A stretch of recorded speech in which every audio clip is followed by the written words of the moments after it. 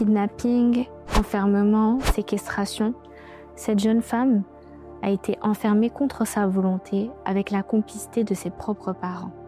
Et cela n'est pas un cas isolé. Des milliers de jeunes ont subi le même sort. Quelle raison? À cause de leur foi. Nous sommes en Corée du Sud, le seul pays démocratique où les conversions forcées sont tolérées. Elles ont été reconnues et dénoncées par les Nations Unies car ce sont des violations des droits humains déguisées en accompagnement. Ce sont des familles manipulées par des pasteurs évangéliques radicaux qui leur font croire que leurs proches ont subi un lavage de cerveau et qui doivent rejoindre un programme qu'ils surnomment la déprogrammation. En quoi cela consiste?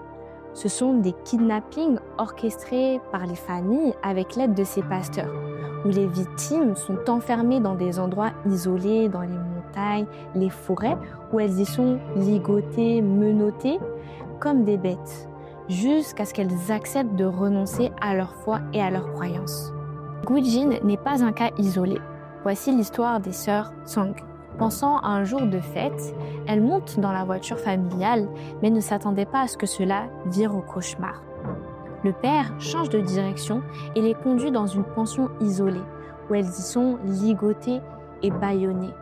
Malgré les cris, malgré les refus, elles sont contraintes par leur famille à suivre un programme de conversion religieuse. Elles subissent chaque jour des pressions psychologiques très intenses. Au bout de 4 jours, lorsque le pasteur juge leur conversion impossible, elles sont finalement relâchées. 5 mois plus tard, les 2 jeunes sœurs sont victimes d'un second enlèvement orchestré par leur oncle et leur tante. Cette fois-ci, c'est beaucoup plus violent. Les 2 jeunes femmes sont séparées.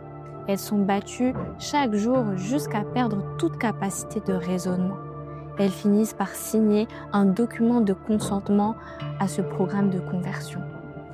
Après 25 jours, l'une des 2 sœurs parvient à s'échapper, mais la police refuse de reconnaître l'enlèvement sans plainte de la famille. La plupart de ces victimes appartiennent à un mouvement religieux chrétien appelé Shincheonji ou connu en anglais sous le nom de New Heaven, New Earth. Depuis plusieurs années, cette église est la cible d'une importante propagande médiatique visant à la présenter comme quelque chose de malfaisant ou comme un fléau devant être éradiqué. Cependant, les médias n'ont jamais procédé à une vérification des faits. Ils se sont concentrés sur des articles sensationnalistes et provocateurs.